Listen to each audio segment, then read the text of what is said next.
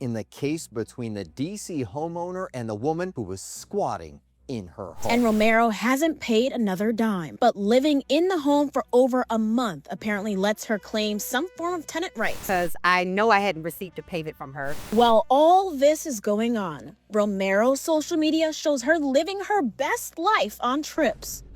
So the narrative that I have been staying at a place March and not making any payments, it was untrue. Imagine booking an Airbnb and your guest just decides, I'm about to live here now. No lease agreement, you're not getting paid, and you can't even evict them? So now you as the owner are feeling powerless, all because somebody figured a way to legally squat in your Airbnb property. Yes, this happened in real life and it's gone so viral online and people are torn. I've had people reaching out to organizations that I've done free events for. Mind you, about 98 to 99% of the work that I have done has been from me. Even when I've needed help, I've helped because I've always thought it's somebody out here worse than me. Let's reel this back in for a second. This is the woman who is known as now the DC squatter. What's interesting to me is she's talking about someone being in a worse position than her, which is definitely true. People can be in a worse position than you. However, it's ironic that she put a landlord or an Airbnb owner in a bad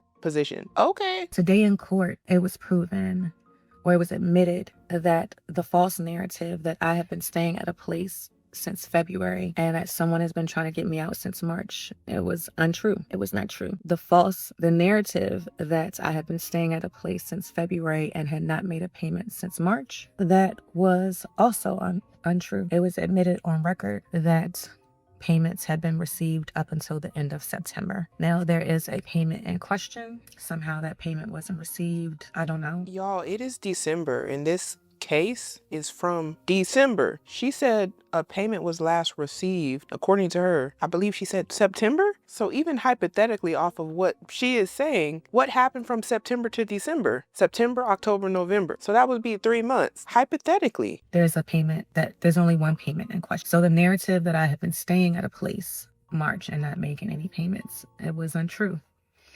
March, allegedly. That's even worse. March, April, May, June, July, August, September, October. So that would mean she was somewhere for 10 months, according to the allegations that she's trying to beat. So 10 months of somebody more than likely paying a mortgage on some sort of Airbnb property that is likely only used for income, not as some form of charity. Pretty sure the Airbnb owner doesn't have that Airbnb for the sole purpose of just giving it to somebody who wants to just live there for free. Documentation was provided that showed that I did not initiate the switching from Airbnb to direct payments to the owner in some scheme to circumvent a process that wasn't the case. Those direct payments were sent, those direct links were sent willingly. Not only willingly, but they were initiated by the other party. Although it was decided that I don't have tenant rights, those things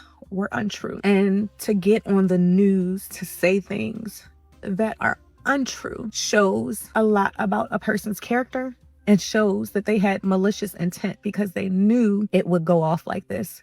And the thing about the truth is that the truth doesn't always, it's not heard as loud as the lie is. So the damage that this has caused, irreparable. I'm going to take some time away because, as I said, this has been the hardest. Everything that I do with my business, I do it with love. Right. Everything I do with my nonprofit, I do with love. Mm-hmm. And I can't do either right now with the amount of pain that is in my heart. To those who waited to make their judgment, to get the facts that just wasn't true, thank you. To the people who made their decision and left comments, the people who know me or have known me, I wouldn't say it to my face. Wait a minute. Okay. Nah, I was trying to hear her out. I wasn't expecting the hostility. And yeah, I'm going to find the news report that she's talking about because I need to know more. So she's saying she didn't do it. The top comment with 16,000 likes says she's done this to 3 other properties? 3? Wait, someone said, yep, one went up in flames. She probably did, allegedly. I don't know. I'm just getting here. I'm just reading the comments. I can't confirm nor deny. Someone says, seriously, she does this for a living. Another says, she's crying because she honestly thought she had gotten away with this. Many people saying and agreeing with, you are not the victim. Is she gaslighting me? Have you moved? With the Nene Leakes face. How did she become the victim? Nah, in order. Okay, what I'm really trying to say here is people feel, as a whole, it seems, that this woman is not the victim in this situation. And here's one of the news releases that came out as far as the owner of the Airbnb who is making the claims against the woman who allegedly squatted in her home. All of the responsibilities are on me and I can't get into my property. There's a leak in the property. The water bill is escalating. I can't get in there to see what's going on. A D.C. homeowner claiming an Airbnb guest has overstayed their welcome and will not leave. In this story you'll only see on 7 News. We're digging into D.C. law, finding out there's not much that homeowner can do. Our Washington, D.C. reporter Felicia Ashley spoke with the homeowner and tried to speak with the alleged squatter. The alleged squatter originally got into the home through Airbnb, claiming that her apartment caught fire and it needed time to get repairs. Now that was back in February. Roshane Douglas says she didn't know she was opening her life up to a nightmare when she accepted Shadija Romero's Airbnb reservation almost 10 months ago. That reservation ended March 29th after 32 days, and Romero hasn't paid another dime. But living in the home for over a month apparently lets her claim some form of tenant rights. And I went to the Airbnb website because I said I need to do some research. This is the community center on Airbnb's website, and it actually says here, over 28 nights, do guests become legal tenant? There's a comment that says there's laws that state when somebody occupies a dwelling for over a month, and this could be construed as 28 nights, they automatically become tenants. Now, this is very important, y'all. Very important for people who are doing business on Airbnb. And granted, you might want to do your own research and see, does this information vary from state to state? But this can be very dangerous. A lot of people have a kind heart, or they want to be very understanding to a lot of situations and be helpful and be like, oh, I'm trying to help somebody out. You had a house fire. I can assist. I can let you stay here 29 days, for example. No, business is business, and this could be a big mistake. As we can see here in what has happened in this case, the only one who seems that they've suffered in this whole situation is the owner of that Airbnb, because allegedly you've had somebody stay in that property 10 months without paying you, so you yourself are living somewhere else while paying for a squatter to live in one of your properties. No, absolutely not. And it goes on to say here, which means they have all the rights and protections that tenants have as far as how long they could stay in the dwelling as a squatter, not paying rent until they are served with an eviction notice, which can take months. And it goes on to say that again, they can acquire rights as a tenant after 30 consecutive days. But this is the part that's really getting me. And this depends on the Airbnb regulations of that state. The landlord cannot do things like cut off the power or change the locks because it's against the law. And I want to show you all this because there was another link on that page bringing me to another article from cnet.com. And it says here, Airbnb guest stays more than 30 days gets tenants' rights. And I want to point out something very crucial here. A lot of people ain't new to this, they true to this. This article was published July 22nd, 2014. Y'all, it is 2025. So this is over 10 years ago. This is a scheme that many people know and are using to their advantage to take advantage of unsuspecting Airbnb hosts. Clear as day. Only difference here is we're seeing this happen in California. It says one California woman is finding out the hard way her tenant won't leave and does have some rights. This is crazy. I never gave her any tenancy. I never gave her a lease. Roshane tried everything, gave her a 30-day notice to vacate, called police, went to court, and even offered Romero $2,500 to sign a paper admitting she's not a tenant and to get out. Romero signed the document, but didn't budge. November the 15th came and she told me, this no longer works for me.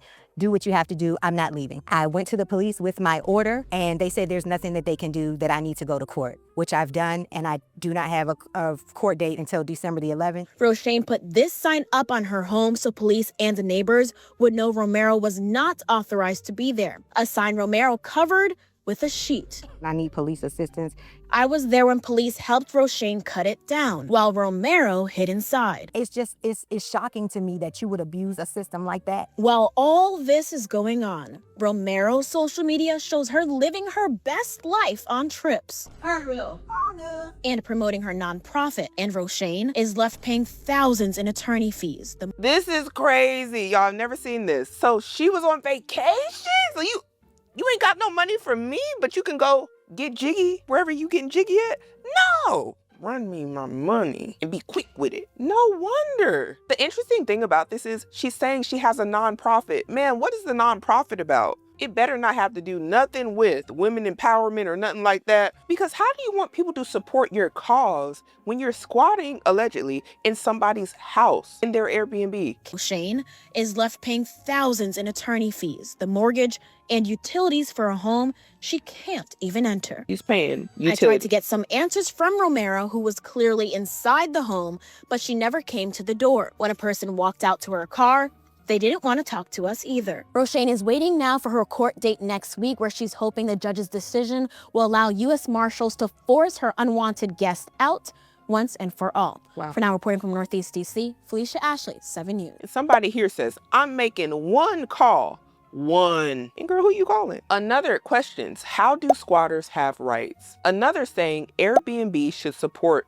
the host. And another saying this should be a felony. That's how I'm feeling. How do you just get to go on somebody's property, stay there for longer than what was agreed upon, and because of you not knowing, her staying even one extra day gives her rights, now you have to pay for her to stay? I don't think if your name is not on the deed of the house or the mortgage or anything like that, you shouldn't have any rights to somebody else's property. What? Just because you were just there? Nah, I think there needs to be some reform, and I strongly dislike this for the landlord. Mind you, while all of this is going on, that lady was still paying the mortgage and all the utilities. Because in Airbnb, you pay the utilities for the guest. You're the host. So everything needs to be ready. Then she said she had repairs that she couldn't even make because the other woman was in her home, not allowing her to make the repairs. Why she should have to ask that woman for permission, I don't know. But whoever came up with squatting laws and protections for this, like, all it did was create a way for people who really wanted to take advantage of certain people, the alley-oop. That's all it did. There are people who study this and go from place to place, victim to victim. Now, earlier, they discussed that they were waiting for a court date around December 10th to see what the judge was going to rule as far as the Airbnb squatter versus the Airbnb host, and if she was going to be able to get her up out of there. And this is what happened. There was a ruling saying that she had to get up out of there. How do you feel? I feel good. I'm thankful that this outcome was like this for me, because I had that order that she signed, but it makes me very upset because if I didn't have the order, it seems like she would have been able to stay there and do this for months and months and however much longer. And other people who don't have the benefit of having such agreement, I can't imagine what they're going to go through in a situation like this. Y'all remember, she said she had an agreement with the Airbnb alleged squatter that she asked her to sign, stating that she didn't have tenancy, I believe. First off, whatever that order said, the fact that the other lady signed it or did anything, mind-boggling to me, and good for this lady here. But it's also wild that this could have went a whole nother way without that documentation. She might have been able to stay there just because of that. We don't know. That's scary. This is something that needs to be shown to anybody renting, doing Airbnb, whatever the case may be. This is a cautionary tale of why you need to do stuff by the book. Because what? So I'm thankful for me, but I still think that something needs to be done. It was like for you to sit in that courtroom. She had a moment to question you. There were documents presented. There was a question of whether a payment she entered was fraudulent because there was no proof of it from the bank. What were your thoughts just being in the courtroom with it? That's the first time you guys had seen each other face to face in an event. It was infuriating because I know I hadn't received a payment from her. This whole thing is coming about because she was not making the $100 a night payment. And for her to come up with a fake document that I confirmed, the judge gave us time to confirm that the document was not real, that Zale had no payment history of this, and there was a fraudulent confirmation number on this document. So it's infuriating, and I think that something needs to be done because to present that in court after all of this as some kind of Hail Mary. I'm just glad the judge was able to see through it and I was able to prove that this was not true. So she was submitting false documents in court? Aren't you like sworn in to tell the truth and nothing but the whole truth? Where the false documents come in at that were able to be proven as false or not being able to use this evidence? Doing that in court is wild if that's what she did. The judge said you can evict her right now. What are your plans? What are you about to do? Evict her. She has to go. I need her out of the property so that I can try to regain the property and get back to my life. I was writing a book, working on a memoir, trying to do women's health organizations and things, and this has totally disrupted my life. So I would like to get back to the things that I could do to help the community. And I think God placed this on me too so that I could help in this area too. So I just want to get back to life. You mentioned the community.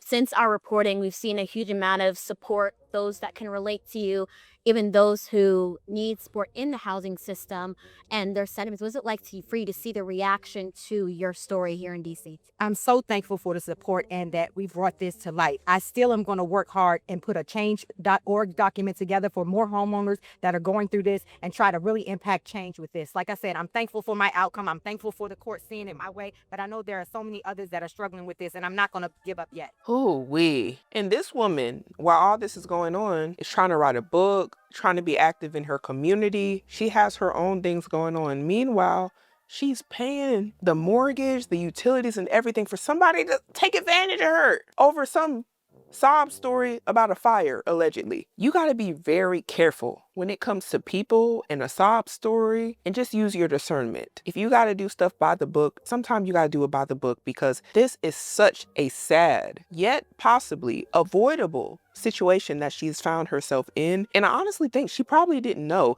And that's why I wanted to do this video, because how many people would know that somebody can legally squat and they have squatters' rights after X amount of days? I hope this video encourages you, whoever is watching this video, if you have a property or anything of that sort, to look into your laws in your state, because it might vary from state to state, and see what can somebody do. Because some of y'all live in states where squatters can do some crazy stuff. And I just want people to be aware of the things that can happen, and even with Airbnb. And I really feel for this lady. Man, she really went through it. Somebody here is saying, what an absolute nightmare. And they're thanking her for continuing her fight. They go on to say, the police let you down every step of the way. Legislation change is needed. And I agree with the legislation change is needed part, but I honestly feel the police can only do so much in this situation. Legally, she couldn't even get the lady up out her house because she had squatters' rights. And today, 7 News getting results in the case between the D.C. homeowner and the woman who was squatting in her home. That's right, and this is actually one of the first times the homeowners have been back to the home in a couple of months. And as you mentioned, the judge ordered that the alleged squatter is not a tenant, therefore she has no tenant rights, and the homeowners were allowed to get her out of the home and evict her immediately. And that is what you are seeing. We have community members that actually came here to support the homeowners and help clear out the home after watching the reports and hearing what the homeowners were dealing with. And even inside the home, you can see some of the area that they have started clearing as well. Now, because of the missed payments, their mortgage raised from $4,000 a month to nearly $10,000 a month because of what they endured during this process. Two crazy things that were just said just now. According to the news reporter, the mortgage went from $4,000 a month to $10,000. First off, $4,000 a month is whoa. Okay. Then it went to $10,000 a month. How did it go up that much? And I'm just like, did she stop paying? Nonetheless, I'm glad that they went in there and started packing her up. And what's interesting to me is that the community members, the people who seen this story all on social media because it went extremely viral, they were the ones. People watching in her community came and helped pack all this lady stuff out. And good on them. Bravo to the community for helping her out, because I can only imagine, look at all this stuff that they have to physically take all this stuff out of this woman's house. She went in there, probably had this house stacked with stuff. And I know a lot of y'all are probably like, she was only there 10 months. How much stuff could she have put out? Look at all this. This is crazy. Like bags and bags and bags. She has furniture, all sorts of stuff, and they're still moving stuff out. She had plants, decorations, pictures. And not only earlier did it sound like she told the homeowner she could do what she needed to do because she wasn't leaving. People in the comments are saying a lot of plants. She never planned to leave. When somebody start bringing in plants into your rental or your Airbnb, they're not going nowhere. Because I'm sure she loved them plants if those were real live plants. Somebody here said, I will be petty. All that stuff will be going in the trash. I believe you have to allow them the opportunity to come collect their thing. And somebody said, dang, she really moved in all her yeah, she did. Because she's squatting. She was getting nice and comfortable. It's somebody else's expense. This is why you guys need to be careful. This situation could have went way worse. So I'm glad that the homeowner was able to get control of this. Again, this looks like this is after she probably got kicked out because she's crying. How it got to this point. In February of this year, I moved into the unit initially through an Airbnb. There was a month agreement, which I paid for on the Airbnb platform due to a fire, which I then asked the owner if we could extend the time frame in the home. We came to an agreement that I could do that. She sent me monthly invoices, which I paid those monthly invoices in order to stay in the unit. This is a lot of ums. A lot. I don't know if I need to get my counter out, but ma'am, this ain't coming off confident to me. And let this also be a lesson to those of you who use a lot. When people hear that repetitively, there's a good chance they're questioning how confident you are. I'm just saying. I had a month where I had a financial loss of over like $17,000. Was that due to work or personal? It's a personal issue. I helped someone in the past and it came back to bite me because everyone could see, you can search me because I'm not hiding from anyone. So they were able to find me and then I was held liable for something I helped someone do. How you go from doing one kind alleged deed for whoever you're talking about to doing something like this to an Airbnb host, allegedly? This is an interesting evolution here. So that put me in a financial strain, but either way, I paid. I still made the payment. I made the payment late because I had the issue. I'm sorry, I'm emotional. I didn't mean to get emotional. I'm trying to speak clearly. The financial thing was, like I said, almost $17,000. So it sent me into a depression. But anyway, I paid the rent. I paid it late. In October, there was the same thing. With the invoice being sent, the invoices being sent every month. Prior to me going out of the country, well, actually, I was going to make a payment on the 15th of October. On the 15th of October, my daughter's car, her steering wheel locked while she was driving, and I had to get to her because she was on the roadway, and the issue I needed to make sure that she was safe and get her resolved. That took me past the hours of bank hours, so I didn't make my payment on that day because the bank had closed. I had the emergency situation with my daughter. The next day, I went to retrieve the funds for the payment because I was going out of the country and I wanted it, taken care of while I was gone. But it wasn't. The money was lost. I wasn't aware of that while I was gone. I came back.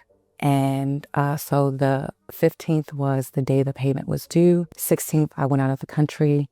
When I went out of the country, because I had just had that big financial loss, I turned all of my phones off because I was trying to decompress from, what I had been experiencing. And I didn't turn my phones back on until later that Monday. When I came into the property on that Monday, so that's maybe 6 days after the rent was due, the electricity to the home had been cut off. And at that point, that's when I was made aware that the payment had not been made. My gosh. I'm not sure about this at all. This sounds like professional victimhood, if I can. It's just what is coming off like. Then this thing happened, and this happened, a fire happened, and then my daughter's steering wheel locked, and then the funds didn't go through because I couldn't make it to the bank at the day I needed to make the payment. And then I went out the country. I thought the payment went through. It didn't go. There's a lot going on here. And my whole thing is, if this is what she's saying is true, wouldn't the invoices that she's saying confirm that payments were actually sent out through whatever platform she's using? Because when you wire money or send money, usually you have some sort of proof from your bank, Zelle, whatever, right? But this is up for debate. Why? Did the money get sent to the wrong person? Did it get lost? You had no lease, but you had an agreement. But then there was also a document saying that you're not a tenant, so you don't have tenant rights. This story is all over the place. Y'all really want to use this as an example of things that you might have to look out for. Now, I don't know exactly what happened, but I do know nobody wants to be in that situation that Airbnb host found herself in, as well as the lady that I mentioned earlier in the article. This is not a new concept, and many people who have intentions on squatting legally in your property are getting hip to the game, and they're hoping that you don't know this stuff. So I hope that you all do some sort of research, just have the general knowledge of what can be. But we got to start making better decisions today in order to have a better future.